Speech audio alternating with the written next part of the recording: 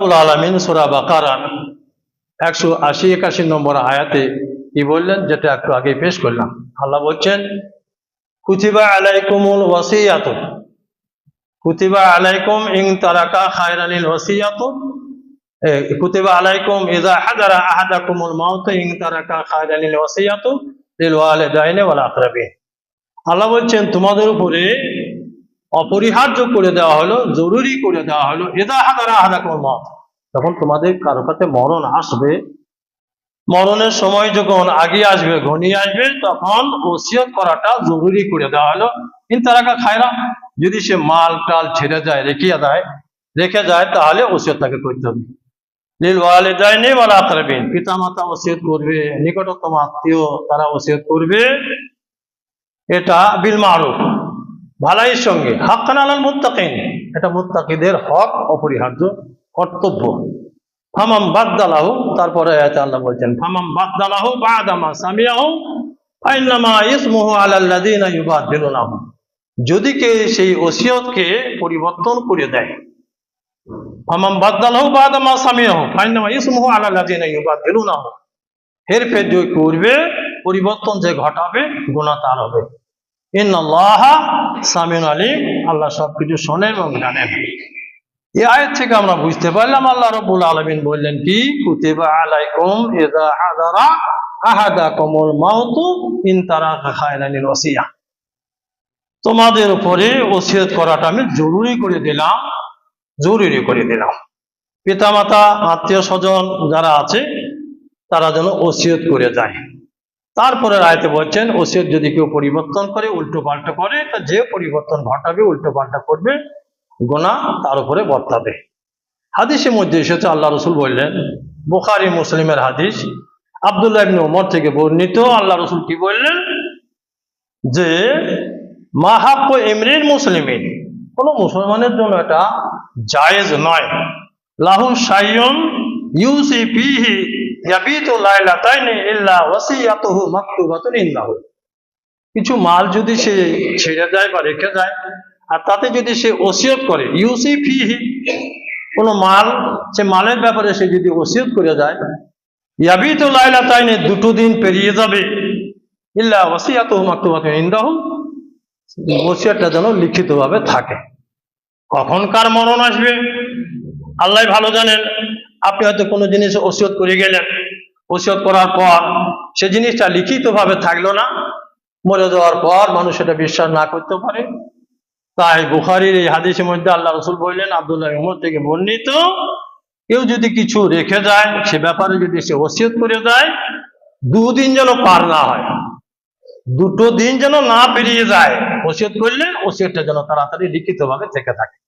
ওসিয়াতুহু মাকতুবাতুন ইনদাহু, সেটা যেন লিখিতভাবে থাকে। তো ওসিয়ত করবেন, লেনদেনের ব্যাপারে ওসিয়ত হয়েছে, কাউকে কিছু দেওয়ার ব্যাপারে ওসিয়ত করে গেলেন, সেটা লিখিতভাবে থাকাটা অপরিহার্য।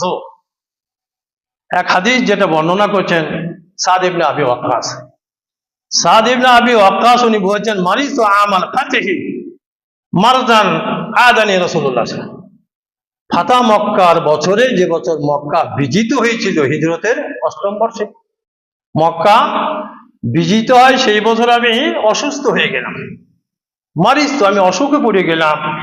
আতানি রাসূলুল্লাহ ইয়াউদুনি, আল্লাহ রাসূল আমাকে দেখার জন্য এলেন। এ বলছেন বুখারী হাদিস, সাদ বিন আবু ওয়াক্কাস, আল্লাহ রাসূল আমাকে দেখতে এলেন। তারপর আমি আল্লাহ রাসূলকে বলছি, মরণাপন্ন অবস্থা, আমি আল্লাহ রাসূল বলছি, ইয়া রাসূলুল্লাহ ইন্নালি মালান কাসিরান, আমার অনেক মাল আছে, লাইসা ইয়ারিসুনি ইল্লা ইবনাতি, আর আমার মালের ওয়ারিস, উত্তরাধিকারী একমাত্র একটা বেটি, তাছাড়া আর কেউ নাই। আফা উসি বে মালি কুল্লি, আমি কি আমার মালের সবটা আল্লাহ রাস্তায় দান করে দেবো? আল্লাহ রাসূল বললেন, না, সব দান করতে পারো না। উনি বলছেন, সুলুসাই মালি, মানে 3 ভাগের 2 ভাগ দান করে দিই। আল্লাহ রাসূল বলছেন, না, 3 ভাগের 2 ভাগ না। আবার সাদ বিন আবি ওয়াক্কাস বলছেন, আশ-শাতরু, অর্ধেক মাল আল্লাহ রাস্তায় দান করে দিই। উনি বললেন, রাসূল বললেন, না, তাও না।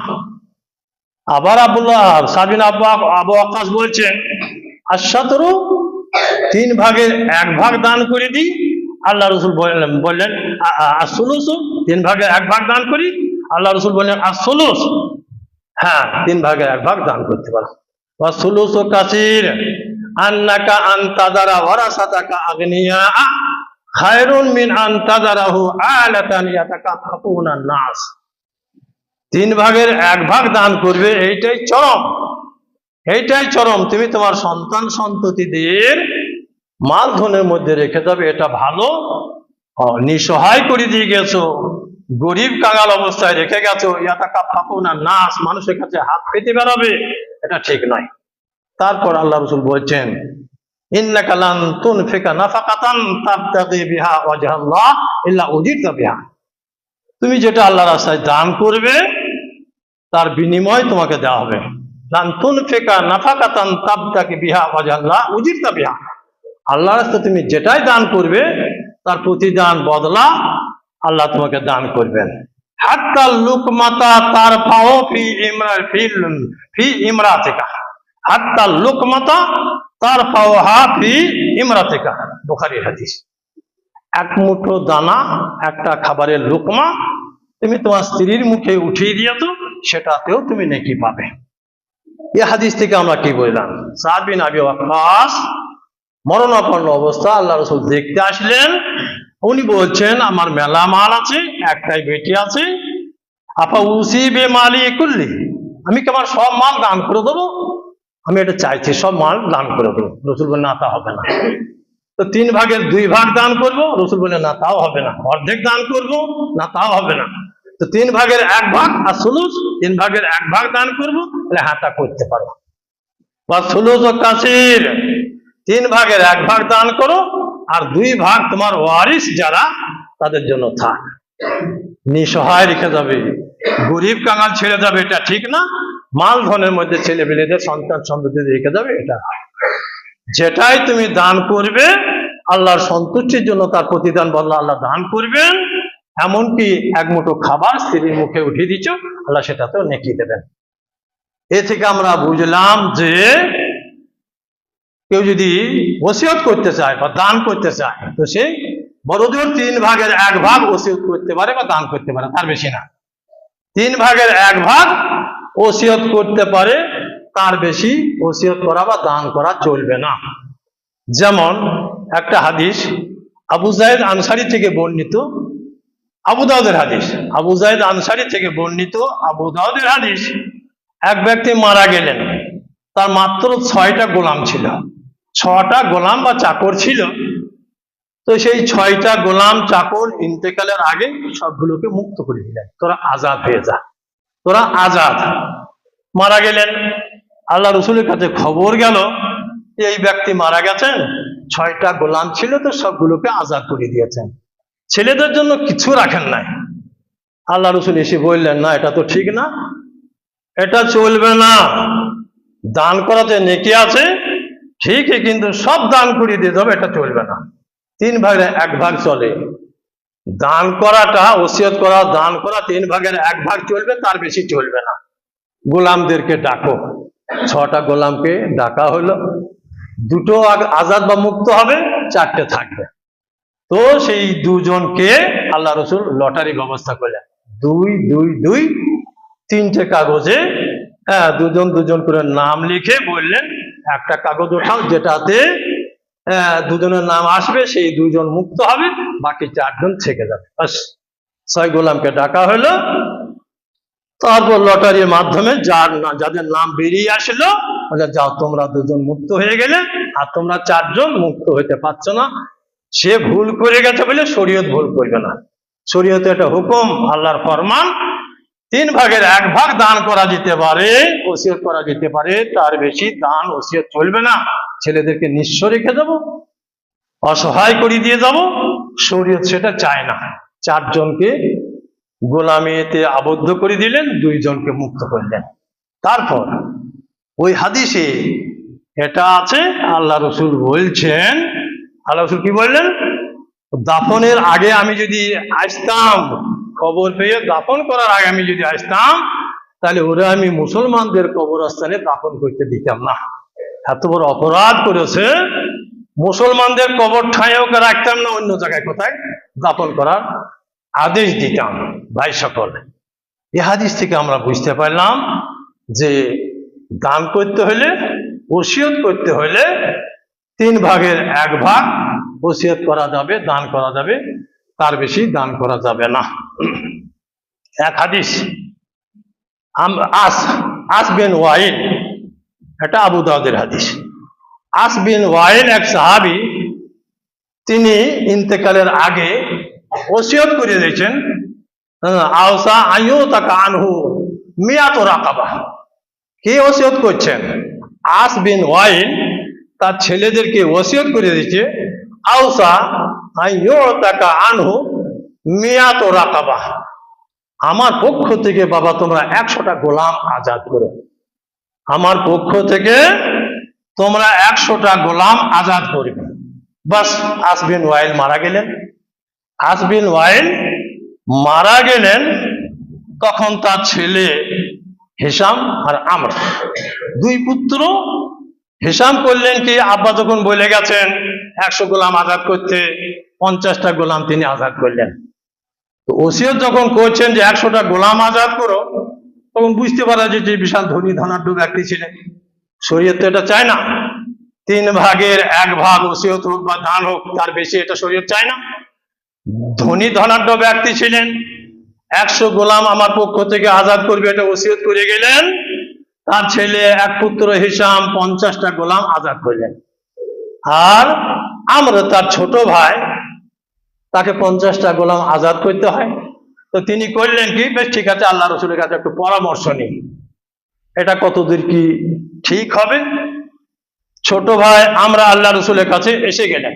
আল্লাহ রসুল বলছেন, ইয়া রাসূলুল্লাহ, আমার আব্বাজান ইন্তেকালের আগে ওসিয়ত করে গেছেন যে আমার পক্ষ থেকে 100টা গোলাম আজাদ করবে। আমার ভাই হিশাম 50টা আজাদ করে, তাহলে আমার ভাগে 50টা থাকছে। আপা উসিয়ানু, পিতার পক্ষ থেকে আমি কি সেই 50টা গোলাম আজাদ করব? আমরা যখন জিজ্ঞাসা করলেন আল্লাহ রসুলকে, তখন আল্লাহ রসুল কি বললেন? আল্লাহ রসুল বলছেন, ইন্নাহু লাউ কানা আতাকতুম ওয়া তাসাদ্দাকতুম আনহু ওয়া তাসাদ্দাকতুম আনহু হাজাজতুম আনহু বালাগাহু যালিক। ইন্নাহু লাউ কানা মুসলিমান, তোমার আব্বাজান যদি মুসলিম ঈমানওয়ালা আল্লাহওয়ালা হয়ে থাকে, ইন্নাহু লাউ কানা মুসলিমান আতাকতুম আনহু তাসাদ্দাকতুম আনহু হাজাজতুম আনহু বালাগাহু যালিক। আবু দাউদ হাদিস। তোমার আব্বা যদি মুসলিম হয়, তার পক্ষ থেকে তোমরা যদি গোলাম আজাদ করো, দান খয়রাত সদকা করো, হাজাজতুম আনহু, তার পক্ষ থেকে যদি হজ করো, বালাগাহু যালিক, এর নেকি তোমার পিতা পাবেন, এর নেকি তোমার আব্বা পেয়ে থাকবেন। কি শর্ত লাগাইলেন? ইন্নাহু লাউ কানা মুসলিমান, সে যদি মুসলিম হয় তবে। কাফের আছে, মুশরিক আছে, বেদাতি আছে, তার नामे गाड़ी गाड़ी दान করে দেবো, वो काफिर को सवाब नहीं मिलेगा, वो मुशरिक को सवाब नहीं मिलेगा, वो बिदअती को सवाब नहीं मिलेगा। इन्नहु लाउ काना मुसलिमान, আল্লাহ ওয়ালা মুসলিম যদি হয়। ভাই সকল, এই হাদিস থেকে আমরা বুঝতে পারলাম, পিতা মাতা নিজের কেউ যদি ওসিয়ত করে যায় দান খয়রাতের ব্যাপারে বা আর কিছুর ব্যাপারে, সন্তানদের উচিত হবে, কর্তব্য হবে যে সেই ওসিয়তকে পালন করা।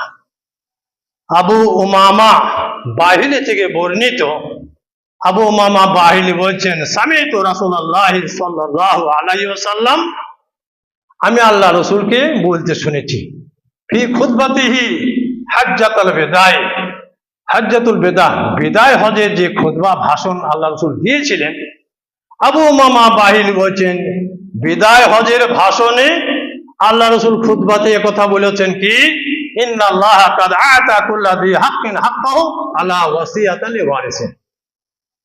ইন্নাল্লাহা কাদ আতা কুল্লা হাক্কিন হাক্কাহু আলা ওয়াসিয়াতি লিওয়ারিসিহি। আল্লাহ রাব্বুল আলামিন প্রত্যেক হকদারের হককে নির্ধারিত করে দিয়েছেন।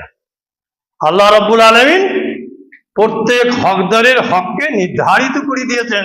ফালা ওয়াসিয়াতা লিওয়ারিসিন, ওয়ারিসের জন্য ওসিয়ত নয়। হকদারের হক কে কত কি পাবে, সূরা নিসা 10-11 নম্বর আয়াত আপনি স্টাডি করুন, পড়ুন, দেখুন হকদারের হক ওখানে নির্ধারিত করা আছে। ইন্নাল্লাহা কাদ আতা কুল্লা যি হাক্কিন হাক্কাহু ফালা ওয়াসিয়াতা লিওয়ারিসিন, হকদারের হককে আল্লাহ নির্ধারিত করে দিয়েছেন। ফালা ওয়াসিয়াতা লিওয়ারিসিন, ওয়ারিসের জন্য ওসিয়ত নয়। আমার 4টে ছেলে আছে, ছোট ছেলেটা আমার খুব দেখাশোনা ভালো করে, ওকে 1 বিঘে জমি আমি বেশি দিলাম, চলবে না, সে তো ওয়ারিস। ফালা ওয়াসিয়াতা লিওয়ারিসিন, ওয়ারিসের জন্য ওসিয়ত নয়। ওসিয়ত করাটা আল্লাহ অপরিহার্য করেছেন, জরুরি করেছেন। ওসিয়ত করতে হবে কখন? আপনার সামনে কেউ মাহরুম হয়ে দিচ্ছে, আপনি তার জন্য ওসিয়ত করুন। বাপের সামনে ছেলে মরে গেলে ও তারা মাহরুম হয়ে যায়। বাপের সামনে ছেলে যদি মরে যায় ও তারা মাহরুম হয়ে যায়, তো দাদুর কর্তব্য হবে সেই মাহরুম পোতা তাদের জন্য ওসিয়ত করে দেওয়া। তো সে ওয়ারিস নয়, ছেলে ওয়ারিস, পোতা কিন্তু ওয়ারিস নয়, সে মাহরুম হয়ে দিচ্ছে। এমন তো পরিস্থিতিতে উচিত হবে দাদুর ওই মাহরুম পোতাদের জন্য ওসিয়ত করা। আর যে ওয়ারিস আছে, ওয়ারিসের জন্য ওসিয়ত নয়, ওয়ারিসের জন্য ওসিয়ত কার্যকারী হবে না। বারাকাল্লাহু লানা ওয়া লাকুম ফিল কুরআনিল আযীম ওয়া নাফা'না ওয়া ইয়্যাকুম বিল আয়াতি ওয়া যিকরিল হাকীম।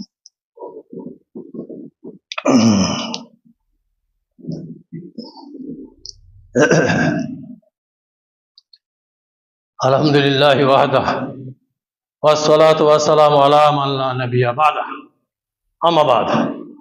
আউযু বিল্লাহি মিনাশ শাইতানির রাজীম। বিসমিল্লাহির রহমানির রহিম। ওয়াসা বিহা ইব্রাহিম বানিহি ওয়া ইয়াকুব ইয়া বানিয়া ইন্নাল্লাহা ইসতাফা লাকুমুদ-দীন ফালা তামুতুন্না ইল্লা ওয়া আনতুম মুসলিমুন। আম কুনতুম শুহাদা'a ইয হাদারা ইয়াকুব আল-মাউত ইয ক্বালা লিবানিহি মা তা'বুদুনা মিন বা'দি ক্বালু না'বুদু ইলাহাকা ওয়া ইলাহা আবাইকা ইব্রাহিম ওয়া ইসমাঈল ওয়া ইসহাক ইলাহান ওয়াহিদা ওয়া নাহনু লাহু মুসলিমুন। ভাই সকল, আল্লাহ রাব্বুল আলামিন ওসিয়ত করণীয়, কর্তব্য, অপরিহার্য, একথা আমাদের জন্য উল্লেখ করলেন। নবী করিম, আগেকার নবীগণ তারা ওসিয়ত করে গেছেন। যেমন এই সূরা বাকারার 30-31 নম্বর আয়াতের মধ্যে আল্লাহ রাব্বুল আলামিন কি বলছেন?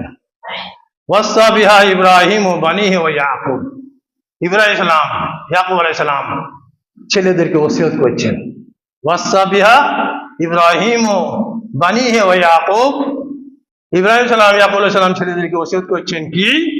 ইন্নাল্লাহা ইসতাফা লাকুমুদ-দীন ফালা তামুতুন্না ইল্লা ওয়া আনতুম মুসলিমুন। আল্লাহ তাআলা তোমাদের জন্য ইসলামটাকে নির্বাচন করেছেন, প্রিয় ধর্ম। ইন্নাদ-দীনা ইনদাল্লাহিল ইসলাম। আল ইমরানের মধ্যে আল্লাহ রাব্বুল আলামিন বললেন ইসলামটা আল্লাহর কাছে প্রিয় ধর্ম।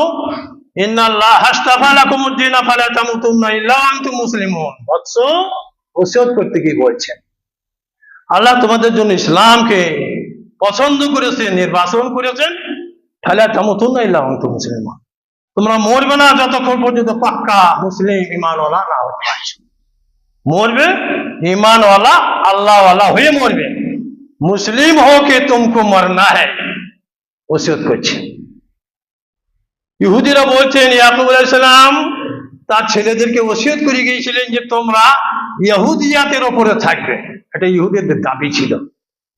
রাসূলের জামানাতে ইহুদিরা বলতো যে ইয়াকুব আলাইহিস সালাম ছেলেদেরকে ওসিয়ত করে গিয়েছিলেন যে তোমরা ইহুদিয়াত এর উপরে থাকবে, ইহুদির তরিকার উপরে থাকবে। আল্লাহ রাব্বুল আলামিন ওদের সেই দাবিটাকে খণ্ডন করতে গিয়ে বলছেন আম কুনতুম শুহাদা, তোমরা কি সেই সময় হাজির ছিলে? তোমরা কি সেই সময় উপস্থিত ছিলে? ইয হাদারা ইয়াকুব আল-মাউত, ইয়াকুব আলাইহিস সালামের কাছে যখন মরণ এসেছিল তখন তোমরা প্রেজেন্ট ছিলে? হ্যাঁ, ইয ক্বালা লিবানিহি, তিনি তার ছেলেদেরকে বলেছিলেন মা তা'বুদুনা মিন বা'দি। সূরা বাকারা আয়াত নম্বর 131। মা তা'বুদুনা মিন বা'দি, হে আমার পুত্র তোমরা আমার পরে কার উপাসনা করবে? তারা বলেছিল না'বুদু ইলাহাকা ইলাহা আবাইকা ইব্রাহিমা ওয়া ইসমাঈলা ওয়া ইসহাকা ইলাহান ওয়াহিদা। আব্বা গো, তোমার পরে আমরা তোমার খোদা তোমার বাপ দাদু ইব্রাহিম ইসমাইল ইসহাক এদের খোদা এক আল্লাহ, এক আল্লাহর আমরা উপাসনা করব। তোমার ইলাহ, তোমার বাপ দাদুর ইলাহ ইব্রাহিম ইসমাইল ইসহাক এদের ইলাহ যে এক ইলাহ, আমরা সেই ইলাহ উপাসনা করব। নাহনু লাহু মুসলিমুন, আর আমরা মুসলিম হয়ে আত্মসমর্পণকারী হয়ে থাকবো, আত্মসমর্পণকারী হয়ে মরব। ইহুদিদের দাবিকে আল্লাহ খণ্ডন করলেন। নাসরা ইহুদিয়াতের উপরে ওসিয়ত করে গিয়েছিলেন ইয়াকুব আলাইহিস সালাম, না তা করেন নাই। ইসলামের উপরে তোমরা থেকো, মুসলিম না হয়ে তোমরা মরো না, এই ওসিয়ত ইয়াকুব আলাইহিস সালামের ছিল। ভাই সকল, আমাদের প্রত্যেককেই ওসিয়তের দিকে খেয়াল রাখতে হবে, ওসিয়ত করে দিতে হবে। বিষয় সম্পদ যদি থাকে, যদি সেই রকম ওসিয়ত করার হয় আপনি ওসিয়ত করবেন, আর কোনো কিছু লেনদেন এসব থাকলে এসব করে যেতে হবে। আমি যেমন আমার ওসিয়তনামা রাখা আছে, কাফন রেডি করা আছে, কোন সময় মনে আসবে বলা যায় না। আর ওসিয়তনামাও সেই কাফনের সঙ্গে বেশ কয়েক বছর হইল রেখে দিয়েছি। নাতনিদেরকে, মেয়েকে নাতনিদেরকে নিয়ে শুনিয়েছি, দেখো বাবা, হ্যাঁ তোমার আব্বা বা তোমার নানা ওসিয়তনামাতে কি লিখেছে একটু পড়ো, দেখো, শোনো। ওসিয়তনামাতে আমি লিখে দিয়েছি, আমি তো ঋণ মুক্ত জীবনযাপন করার চেষ্টা করি। ঋণ থাকলে ঋণ পরিশোধ করতে হয়, ঋণ থাকলে ঋণ পরিশোধ করতে হবে। ঋণটা এমনই জিনিস, লাওয়ান্না রাজুলান কুতিলা ফি সাবিলিল্লাহ সুম্মা আশা সুম্মা কুতিলা ফি সাবিলিল্লাহ মা দাখালাল জান্নাহ হাত্তা ইউকরা তাইনু। যদি কেউ আল্লাহর রাস্তায় শহীদ হয়ে যায়, শহীদের বিরাট মর্যাদা। নবীদের পরে পরেই সম্মানের অধিকারী হলেন শহীদরা। তো যদি কেউ শহীদ হয়, শহীদ হয়ে যদি কেউ মারা যায়, আর সে যদি ঋণ রেখে যায়, তার নসিবে জান্নাত নাই যতক্ষণ ঋণ পরিশোধ না হবে। তাই আমি ঋণ মুক্ত জীবনযাপন করার চেষ্টা করি। তাও লিখেছি, যদি আমার ঋণ থাকে তোমরা পরিশোধ করবে। মরে গেলে 2 নম্বরে কান্নাকাটি মোটেই করবে না, আমার জন্য কান্নাকাটি করবে না। আর কেউ কাঁদতে এলে তাদেরকে বাধা দেবে। যেমন আমার স্ত্রী মারা গেছে, একটাই তো মেয়ে, সোনামণি কাঁদতে নাই, তোমাকে বলেছি না? তো চোখে শুধু পানি পড়েছে, একটু শব্দ, নো সামনে, মুখে কোনো আওয়াজই বের হয় নাই, শুধু বসে বসে মায়ের লাশের পাশে বসে বসে কেঁদেছে, চোখে পানি ফিরিয়েছে, কোন রকম আওয়াজ না। আল্লাহ রসুল বলছেন, চোখের পানিতে, অন্তরের ব্যথাতে আল্লাহ আযাব দেয় না। আওয়াজ করবে, হাত পা ছুটবে, ওতে আল্লাহ আযাব দেবেন।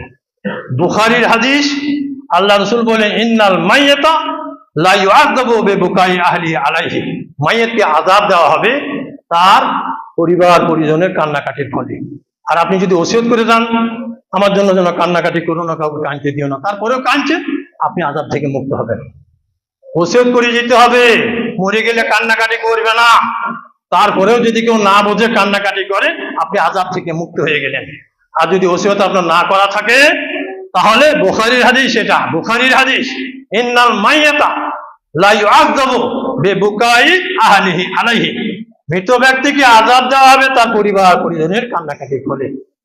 তো ওসিয়তনামাতে আপনি লিখে যাবেন, ঋণ থাকলে পরিশোধ করবে, আমি মরে গেলে কান্নাকাটি তোমরা মোটেই করবে না, আর খুব তাড়াতাড়ি দাফন কাফনের ব্যবস্থা করবে। 3 কাজে ত্বরান্বিত।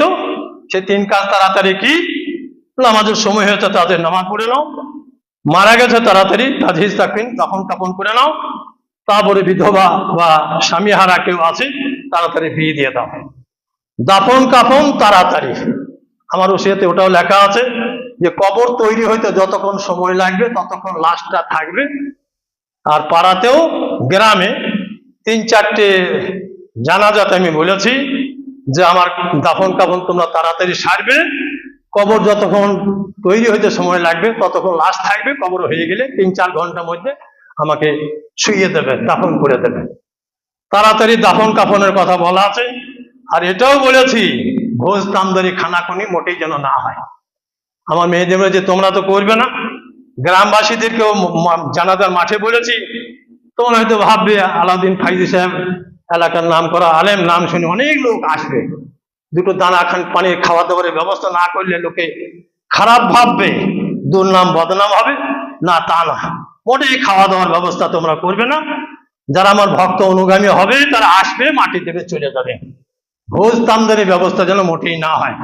জারির বিন আব্দুল্লাহ থেকে বর্ণিত হাদিস কি, আল্লাহ রসুল বললেন, জারির বিন আব্দুল্লাহ তিনি বলছেন, কুন্না নাউদুল ইজতিমা ইলা আহলিল মাইয়িতি ওয়া সানাআহুম তুআমা মিনান নিয়াহাতি।